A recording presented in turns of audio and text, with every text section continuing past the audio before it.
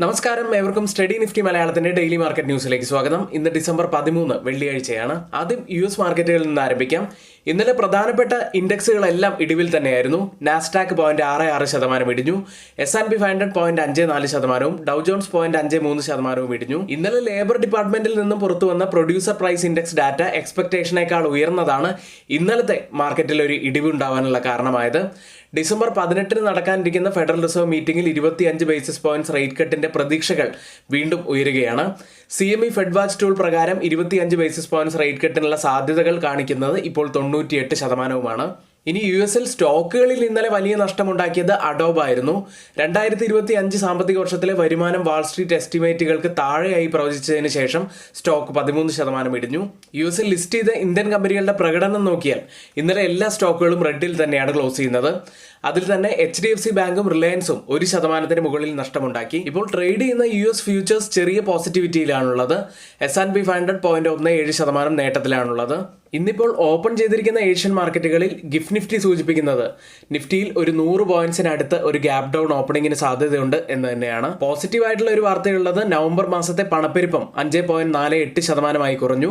ഫെബ്രുവരിയിൽ ഒരു റേറ്റ് കട്ടിനുള്ള സാധ്യതകൾ ഇപ്പോൾ കൂടി വരികയുമാണ്. റിലയൻസ് ഇൻഡസ്ട്രീസിനെ സംബന്ധിച്ചും വളരെ പോസിറ്റീവായിട്ടുള്ള ഒരു വാർത്തയുള്ള ഒരു ദിവസമാണിന്ന്.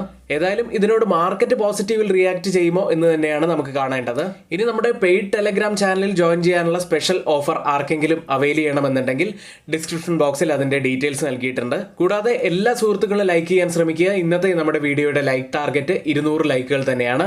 ചാനൽ ആരെങ്കിലും സബ്സ്ക്രൈബ് ചെയ്യാൻ മറന്നുപോയിട്ടുണ്ടെങ്കിൽ ദയവ് ചെയ്ത് ചാനൽ ഒന്ന് സബ്സ്ക്രൈബ് ചെയ്യുക. ഇന്നത്തെ ഹൈലൈറ്റ് ആയിട്ടുള്ള വാർത്ത പറയാനുള്ളത് ഇന്ത്യയുടെ നവംബർ മാസത്തെ പണപ്പെരുപ്പ ഡാറ്റ ഇന്നലെ പുറത്തു വന്നിരുന്നു. 5.48% കുറയുകയാണ് ഉണ്ടായത്.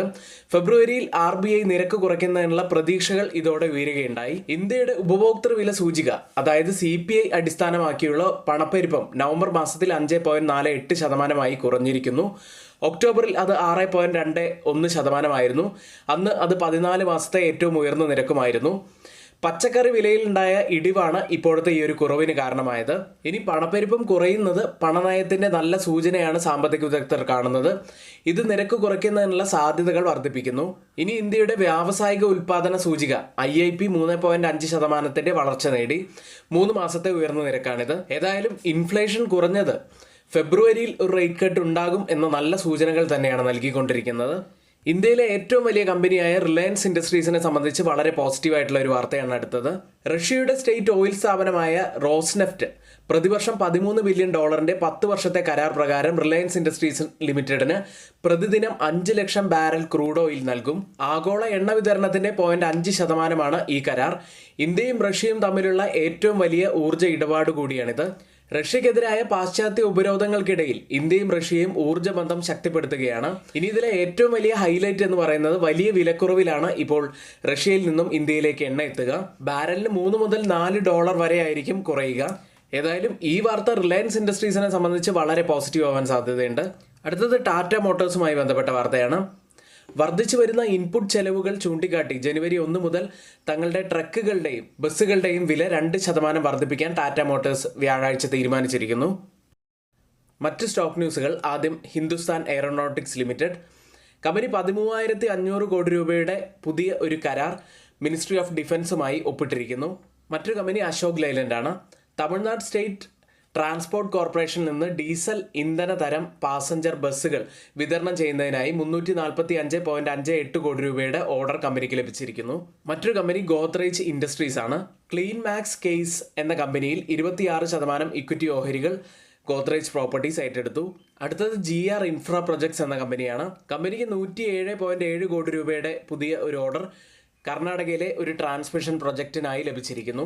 അടുത്തത് സൊമാറ്റോ എന്ന കമ്പനിയാണ്. 401.7 കോടി രൂപയുടെ GST ആവശ്യപ്പെട്ട് മഹാരാഷ്ട്രയിലെ താനെ കമ്മീഷൻ റേറ്റിലെ GST സെൻട്രൽ എക്സൈസ് ജോയിന്റ് കമ്മീഷണറിൽ നിന്ന് സൊമാറ്റോയ്ക്ക് ഒരു ഉത്തരവ് ലഭിച്ചു. ഇനിയിപ്പോൾ നമ്മുടെ പ്രീമിയം ടെലഗ്രാം ചാനലിൽ ജോയിൻ ചെയ്യാനുള്ള ക്രിസ്മസ് ന്യൂ ഇയർ ഓഫർ ഇപ്പോഴും നടന്നുകൊണ്ടിരിക്കുകയാണ്. സീറ്റുകൾ ഫുള്ളാവുന്നതോടെ ഓഫറുകൾ തീരുന്നതാണ്. അതുകൊണ്ട് പരമാവധി പെട്ടെന്ന് തന്നെ എല്ലാ സുഹൃത്തുക്കളും ജോയിൻ ചെയ്യാൻ ശ്രമിക്കുക. രാവിലെ 9 മണി മുതൽ 3:30 വരെ എല്ലാ എഡ്യൂക്കേഷണൽ വ്യൂസും നമ്മൾ ഈ ഗ്രൂപ്പിലാണ് നൽകാറുള്ളത്. അപ്പോൾ സ്റ്റുഡൻസിന് ആർക്കെങ്കിലും ജോയിൻ ചെയ്യാൻ താല്പര്യമുണ്ടെങ്കിൽ ഡിസ്ക്രിപ്ഷൻ ബോക്സിൽ അതിന്റെ എല്ലാ ഡീറ്റെയിൽസും നമ്മൾ കൊടുത്തിട്ടുണ്ട്. കൂടാതെ ജോയിൻ ചെയ്യാനുള്ള ലിങ്കുമുണ്ട്. ഇനി അതുമല്ല, നിങ്ങൾക്ക് വാട്സപ്പിൽ മെസ്സേജ് അയച്ചിട്ട് വേണമെങ്കിൽ അങ്ങനെയും ജോയിൻ ചെയ്യാവുന്നതാണ്. മറ്റൊരു സ്റ്റോക്ക് ന്യൂസ് ഉള്ളത് ക്രിസിലുമായി ബന്ധപ്പെട്ടതാണ്.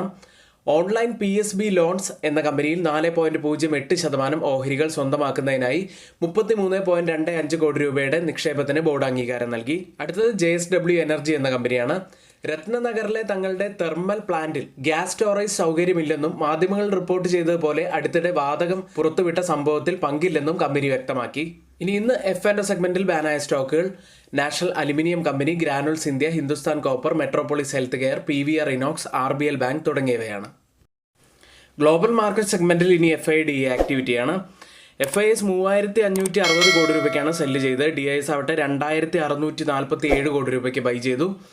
മറ്റൊരു പ്രധാനപ്പെട്ട കാര്യമുള്ളത്, ഡിസംബർ മാസത്തിലെ FISന്റെ ഏറ്റവും വലിയ സെല്ലിംഗ് ഇന്നലെ ആയിരുന്നു ഉണ്ടായിരുന്നത്. വരും ദിവസങ്ങളിലും FIS സെല്ലിംഗ് കൂട്ടുകയാണെങ്കിൽ അത് ഒരു ആശങ്കയാവാൻ സാധ്യതയുണ്ട്. ഏഷ്യൻ മാർക്കറ്റുകളിലേക്ക് ഇന്നലെ പുറത്തുവന്ന പ്രൊഡ്യൂസർ പ്രൈസ് ഇൻഡെക്സ് ഡാറ്റ വാൾസ്ട്രീറ്റിലെ പ്രതീക്ഷകൾക്കൊത്ത് ഉയരാത്തത് കാരണം കൊണ്ട് തന്നെ ഇന്നലത്തെ US മാർക്കറ്റുകളും ഇന്നിപ്പോൾ ഓപ്പൺ ചെയ്തിരിക്കുന്ന ഏഷ്യൻ മാർക്കറ്റുകളും ഇടിവിൽ തന്നെയാണ്. ആദ്യം ജപ്പാൻ മാർക്കറ്റ് നിക്കി 0.97% ഇടിവിലും, സിംഗപ്പൂർ മാർക്കറ്റ് 0.07% ഇടിവിലും, കോസ്പി മാർക്കറ്റ് 0.31% ഇടിവിലുമാണ് ട്രേഡ് ചെയ്യുന്നത്. ഗിഫ്റ്റ് നിഫ്റ്റി ഇപ്പോഴുള്ളത് 24,554.50 എന്ന നിലയിലാണ്. 80.50 പോയിന്റ്സ് ഡൗൺ സൈഡിലാണ് ഇപ്പോൾ ട്രേഡ് ചെയ്യുന്നത്. അതായത് ഏകദേശം 2-3 ആഴ്ചകൾക്ക് ശേഷം ഒരു 100+ പോയിന്റ്സിന്റെ ഒരു ഗ്യാപ് ഡൗൺ ഓപ്പണിങ്ങിന് സാധ്യതയുള്ള ഒരു ദിവസമാണിന്ന്. ഓയിൽ പ്രൈസുകളിലേക്ക് ഇന്നലെ തുടക്കത്തിൽ ഓയിൽ പ്രൈസുകൾ നേട്ടമുണ്ടാക്കിയെങ്കിലും ക്ലോസ് ചെയ്യുന്ന സമയത്ത് നെഗറ്റീവിലായിരുന്നു ഇന്നലെ ക്ലോസ് ചെയ്യുന്നത്. ബ്രന്റ് ഫ്യൂച്ചേഴ്സ് ഇപ്പോൾ ട്രേഡ് ചെയ്യുന്നത് $73.32 പെർ ബാരൽ എന്ന നിലയിൽ 0.12% ഇടിവിലാണുള്ളത്. WTI ഉള്ളത് $69.98 പെർ ബാരൽ എന്ന നിലയിൽ 0.09% ഇടിവിൽ ട്രേഡ് ചെയ്യുന്നു. ഇന്നലെ ക്ലോസ് ചെയ്ത നിഫ്റ്റിയിലേക്കാണ്. 24,548-ൽ 93 പോയിന്റ്സ് ഇടിഞ്ഞാണ് നിഫ്റ്റി ഇന്നലെ ക്ലോസ് ചെയ്യുന്നത്. ഡെയിലി ക്യാൻഡിൽ നോക്കാം. വലിയ ലോവർ വിക്കോട് കൂടിയ ഒരു ഹാങ്ങിങ് മാൻ പാറ്റേണിന് സമാനമായ കാൻഡിൽ സ്റ്റിക് പാറ്റേൺ ആണ് ഇന്നലെ ഡെയിലി ചാർട്ടിൽ ഫോം ആയിരിക്കുന്നത്. ഹയർ ലെവലിൽ നല്ല സെല്ലിംഗ് പ്രഷറാണ് ഇന്നലെയും കാണാൻ കഴിയുന്നത്. ഈ ക്യാൻഡിലും അത് തന്നെയാണ് സൂചിപ്പിക്കുന്നത്. ഇനിയിപ്പോൾ ഡെയിലി ചാർട്ടിൽ ഒരു റേസിംഗ് വെഡ്ജ് പാറ്റേണിന് സമാനമായ ഒരു പാറ്റേൺ ആണ് ഇപ്പോൾ ഫോം ആയിരിക്കുന്നത്. ഇപ്പോൾ തന്നെ ആ ഒരു റൈസിംഗ് വെഡ്ജ് പാറ്റേണിൽ നിന്നും ഒരു ബ്രേക്ക് ഡൗൺ ആണ് ഉണ്ടായിരിക്കുന്നത്. ഇനി ഒരുപക്ഷെ ഇന്നലത്തെ ലോ കൂടി ബ്രേക്ക് ചെയ്യുകയാണെങ്കിൽ അത് കൂടുതൽ ബിയറിഷ്നെസിന്റെ സൂചനകൾ തന്നെയായിരിക്കും തരുന്നത്. അങ്ങനെയാണെങ്കിൽ ഡൗൺ സൈഡിൽ പ്രധാനപ്പെട്ട ഒരു സപ്പോർട്ട് ആവാൻ സാധ്യതയുള്ളത് ആദ്യം 24,550 മുതൽ 500 വരെയാണ്. അതിനുശേഷം 24,350 മുതൽ 300 വരെയുള്ള ലെവൽ ഡൗൺ സൈഡിൽ പ്രത്യേകം ശ്രദ്ധിക്കണം. അപ്സൈഡിലേക്ക് വന്നാൽ 24,750 ഡിസംബർ 6-ാം തീയതിയിലെ ഹൈ ആണ്. ആ ലെവൽ ശ്രദ്ധിക്കേണ്ടതാണ്. ഇനി ഡിസംബർ 10-ാം തീയതിയിലെ ലോ ആയിട്ടുള്ള 25,513 കൂടി ഡൗൺ സൈഡിൽ ഒന്ന് ശ്രദ്ധിക്കുക. അടുത്തതായി മാക്സിമം ഓപ്പൺ ടെസ്റ്റ് രേഖപ്പെടുത്തിയ കോൾ സൈഡിലെയും പുട്ട് സൈഡിലെയും സ്ട്രൈക്കുകളിലേക്കാണ്. കോൾ സൈഡിൽ കൂടുതൽ ഓപ്പൺ ടെസ്റ്റ് രേഖപ്പെടുത്തിയിരിക്കുന്ന ആദ്യത്തെ സ്ട്രൈക്ക് 25,000 ആണ്. അതിനുശേഷം 25,500 സ്ട്രൈക്കും അതിനുശേഷം 24,600 സ്ട്രൈക്കിലുമാണ്. പുട്ട് സൈഡിൽ കൂടുതൽ ഓപ്പൺ ടെസ്റ്റ് രേഖപ്പെടുത്തിയിരിക്കുന്ന ആദ്യത്തെ സ്ട്രൈക്ക് 23,000 ആണ്. അതിനുശേഷം 23,500 സ്ട്രൈക്കിലും അതിനുശേഷം 24,000 സ്ട്രൈക്കിലുമാണ്. ഓപ്പൺ ഇൻട്രസ്റ്റ് ഡാറ്റ പ്രകാരം റെസിസ്റ്റൻസ് ആവാൻ സാധ്യതയുള്ളത് 24,600-ഉം സപ്പോർട്ട് ആവാൻ സാധ്യതയുള്ളത് 24,000-ഉമാണ്. അടുത്തതായി change in open interest data പ്രകാരം കോൾ സൈഡിലും പുട്ട് സൈഡിലും വന്ന വ്യത്യാസങ്ങളാണ്. ആദ്യം 24,500 സ്ട്രൈക്കിൽ 11% വർധനമാണ് പുട്ട് സൈഡിൽ കാണുന്നത്. ലോങ് ബിൽഡപ്പാണ്. എന്നാൽ കോൾ സൈഡിൽ 65% കുറച്ചുകൂടി വലിയൊരു ഷോർട്ട് ബിൽഡപ്പ് കാണാം. 24,450 സ്ട്രൈക്കിൽ 26% വർധനവ് പുട്ട് സൈഡിൽ ലോങ് ബിൽഡപ്പ്. 118% വർധനവാണ് കോൾ സൈഡിൽ കാണുന്നത്. കുറച്ചുകൂടി വലിയ ഒരു ഷോർട്ട് ബിൽഡപ്പാണ് കോൾ സൈഡിലുള്ളത്.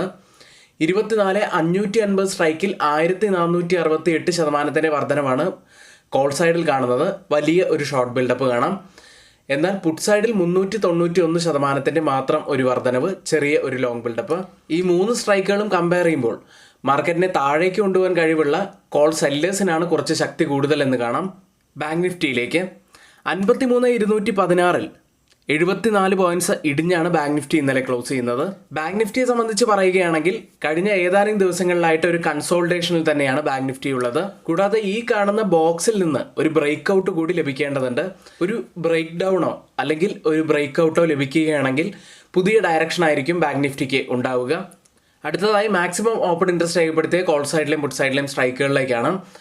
ബാങ്ക് നിഫ്റ്റിയിൽ കോൾ സൈഡിൽ കൂടുതൽ ഓപ്പൺ ഇൻട്രസ്റ്റ് രേഖപ്പെടുത്തിയിരിക്കുന്ന ആദ്യത്തെ സ്ട്രൈക്ക് 54,000 ആണ്.